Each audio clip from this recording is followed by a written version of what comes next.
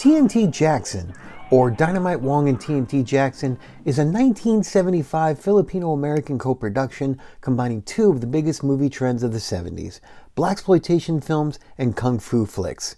Directed by Cirio Santiago, this movie stars Jeannie Bell, Stan Shaw, and Chiquito as Dynamite Joe Wong.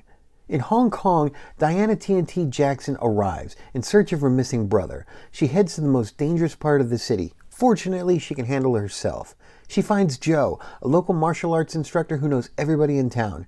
He helps her find Charlie, a karate chopping player in the drug trade that's moving on up, trying to get a piece of the pie. Charlie's charmed by Diana, but she only wants answers and justice. And no one's going to stop her. Not the CIA, nor the men who killed her brother. Nobody. So, is this piece of Blasian action cinema the best of both worlds? Not according to Roger Ebert. He gave it a 1-star review during its theatrical release. As a blaxploitation film, this movie is just paying lip service to the genre, when other films were already offering more than just visibility.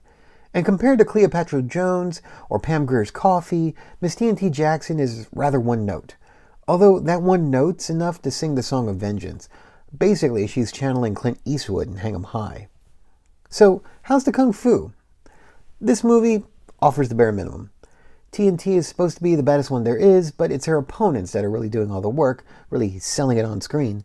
Once you see her go toe-to-toe against the drug kingpin's girl, you really appreciate the hard work the stunt team's doing.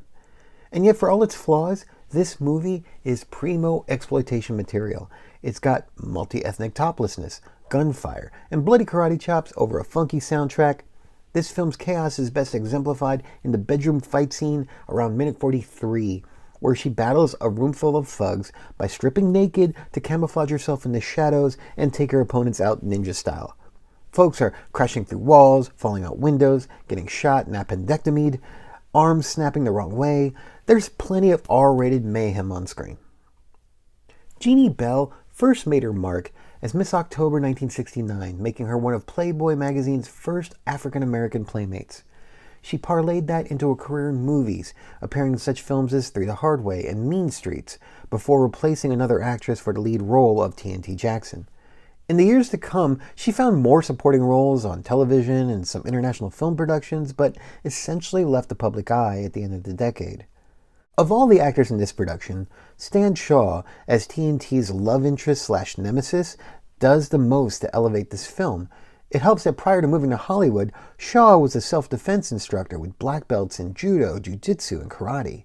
His physical presence and acting ability contributed to a very long career in that guy roles for the next few decades, up to the present day. In the Philippines, this movie was released as Dynamite Wong and TNT Jackson because of Chiquito, who is something of a Filipino comedic icon. Besides this film, his next most successful export might be Arizona Kid, a comedy western co-starring Mimi Van Doren.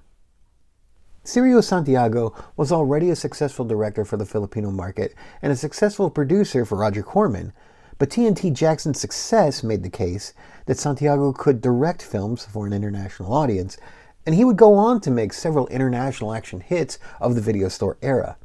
He would even remake TNT Jackson's story of a woman seeking vengeance in a foreign land twice. In 1981's Firecracker, starring Gillian Kessler, and 1993's Angel Fist, starring Kat Sassoon.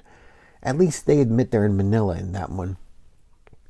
So, as can be expected from many a Roger Corman project, this movie is a knockoff with just enough recognizable ingredients to come under budget and deliver the advertised experience. A sexy woman taking down bad guys with attitude and kung fu kicks. It may be too bare bones to take seriously, but it's not as silly as a Dolomite film. It is, however, rowdy enough for friends and beers.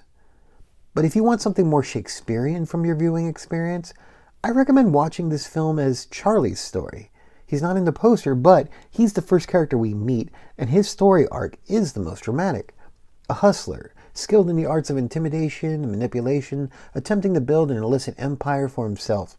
And then a mysterious and unconquerable woman enters his territory, which stirs a longing in him that becomes a blind spot, not realizing that their paths are inevitably linked. As each scene brings him closer to his desires, she is his personal Samara, the fate that awaits him in the film's climax.